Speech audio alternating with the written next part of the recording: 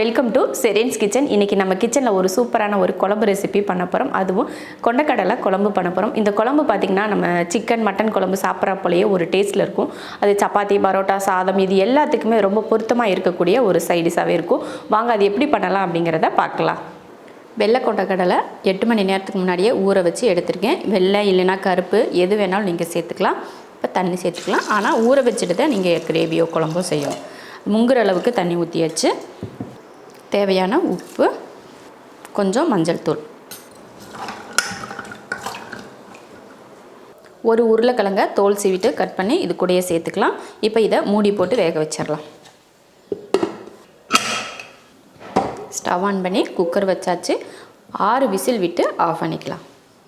கடலை பாருங்கள் சூப்பராக வெந்துருச்சு. கடலையும் உருளைக்கிழங்குமே சூப்பராக வெந்திருக்கு. இப்போ நம்ம தாளித்து விட்டுறலாம். தாளிக்கிறதுக்கு முன்னாடி நம்ம மசாலா வறுத்து எடுத்துக்கலாம். ஒரு பேன் வச்சுட்டு ஸ்டவ் ஆன் பண்ணியாச்சு. இப்போ எண்ணெய் சேர்த்துக்கலாம். ஒரு 2 ஸ்பூன் இல்லைன்னா 1 ஸ்பூன் அளவுக்கு சேர்த்துக்கோங்க. மசாலா வறுக்கிறதுக்கு தான். சோம்பு 1, சீரகம் 1/2 ஸ்பூன், மிளகு 1 ஸ்பூன், மல்லி 1, 2, 3 ஸ்பூன் மல்லி. அடுத்து வரமிளகாய் ஒரு 6லேருந்து 7, நம்ம காரத்தை பொறுத்து மிளகாய் சேர்த்துக்கோங்க. இது போல் ஒரு துண்டு பட்டை, 2 ஏலக்காய், 2 கிராம்பு. இதை வறுத்துக்கலாம். இந்த அளவுக்கு வறுத்ததுக்கப்புறம் சின்ன வெங்காயம் சேர்த்துக்கலாம். ஒரு 10லேருந்து 15 போல் சின்ன வெங்காயம், அதையும் வதக்கிடலாம்.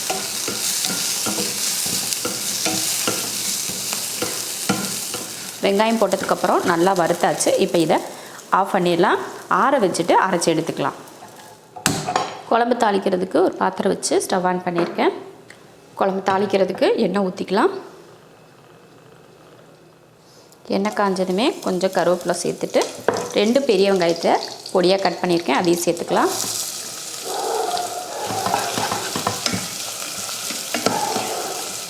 வெங்காயம் நல்லா வதங்கிருச்சு. இப்போ இதில் ஒரு 1/4 ஸ்பூன் அளவுக்கு இஞ்சி பூண்டு பேஸ்ட்டு சேர்த்துக்கலாம்.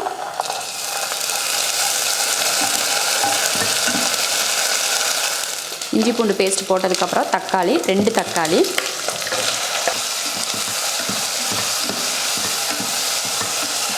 தக்காளி ஓரளவுக்கு வதங்கிடுச்சு. இன்னும் கொஞ்சம் வதங்குறதுக்கு இருக்குது. அதுங்களையும் நம்ம மசாலா அரைச்சிட்டு வந்துடலாம். மிக்ஸி ஜாரில் போட்டுடலாம்.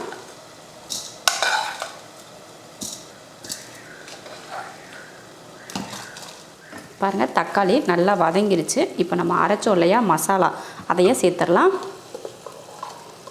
மஞ்சத்தூள் நான் சேர்க்கலை, ஏன்னா நம்ம மஞ்சத்தூள் நான் சேர்த்துக்கலை. ஏன்னா நம்ம பயிர் வேக வைக்கிறப்பயே போட்டு தான் மஞ்சத்தூள் போட்டு வேக வச்சுருக்கோம். அதனால எக்ஸ்ட்ரா மஞ்சத்தூள் நான் போடலை. மசாலா போட்டு வதக்கி விட்டுடலாம். நம்ம எப்போயுமே சொல்கிறது தான், ஒரு 2 நிமிஷத்துக்கு மசாலா போட்டு இது போல் வதக்கி விட்டுக்கோங்க அந்த எண்ணெயில். இது போல் வதக்குனதுக்கப்புறமா நம்ம வேக வச்சோம் இல்லையா சுண்டலும் உருளைக்கிழங்கும், அதை தண்ணியோடையே இதில் சேர்த்துக்கலாம்.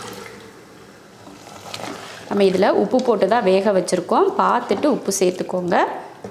ரொம்ப கெட்டியாக இருக்கிறதுனால கொஞ்சம் தண்ணி சேர்த்துக்கலாம். தண்ணி உங்கள் அளவை பொறுத்து ஊற்றிக்கோங்க. நல்லா தண்ணியாக குழம்பு இருந்தால் பிடிக்கும்னா இன்னும் நிறைய தண்ணி ஊற்றிக்கோங்க. இல்லை கிரேவி மாதிரி இருந்தால் நல்லாயிருக்கும்னு நினச்சிங்கன்னா தண்ணி கொஞ்சம் எக்ஸ்ட்ரா ஊற்றிக்கோங்க. நான் இந்த அளவுக்கு ஊற்றியிருக்கேன். ஓரளவுக்கு குழம்போட பக்குவம் வரட்டும் அப்படின்றதுக்காக. உப்பு எல்லாம் இருக்கான்னு சொல்லிவிட்டு சரி பார்த்துட்டு கொஞ்சமாக உப்பு சேர்த்துக்கலாம். நீங்கள் பார்த்துட்டு உப்பு சேர்த்துக்கணும். குழம்பு தேவையான உப்பு தண்ணி எல்லாம் சேர்த்தாச்சு. இப்போ மூடி வச்சிடலாம். ஒரு 7 நிமிஷத்துக்கு வேகட்டும். ஆச்சு பாருங்கள். 7 நிமிஷத்துக்கு அப்புறமா குழம்பு பார்த்திங்கன்னா நல்லா வெந்திருக்கு. அந்த கொண்டக்கடலை அந்த மசாலாவோட சேர்ந்து வெந்து சூப்பராக நல்ல மணமாக இருக்குது. இதே போல் குழம்பு செஞ்சிங்கன்னா நம்ம நான்வெஜ் குழம்பு சாப்பிட்டா போல் டேஸ்ட் அப்படியே இருக்கும். சிக்கன் மட்டன் குழம்பு எப்படி பண்ணுறோமோ அதே மெத்தடில் தான் நம்ம இப்போ இந்த குழம்பு பண்ணியிருக்கோம். ரொம்ப நல்லாயிருக்கும். நீங்கள் வெள்ளை கடலைக்கு பதில் கருப்பு கலர் கடலை போட்டிங்கனாலும் இதை விட டேஸ்ட் ரொம்ப நல்லாயிருக்கும். ஒரு சிலருக்கு வந்திங்கன்னா வெள்ளை கடலை தான் பிடிக்கும், சிலருக்கு கருப்பு கலர் கடலை தான் பிடிக்கும். அது உங்கள் விருப்பத்தை பொறுத்து நீங்கள் சேர்த்துக்கலாம். இதோட குழம்பு ஆஃப் பண்ணிடலாம். இது சாப்பாடு, சப்பாத்தி, பரோட்டா எல்லாத்துக்குமே சூப்பரான ஒரு சைடிஷாக இருக்கும். நீங்களும் இது போல் செஞ்சு பார்த்துட்டு எப்படி இருக்குன்னு சொல்லிட்டு கமெண்ட்டில் சொல்லுங்கள். பிடிச்சிருந்தால் லைக் பண்ணிவிட்டு ஷேர் பண்ணிவிட்டு நம்ம செரின்ஸ் கிச்சன் சேனலை சப்ஸ்கிரைப் பண்ணி பக்கத்தில் இருக்க பெல் ஐக்கானை கிளிக் பண்ணி வச்சுக்கோங்க.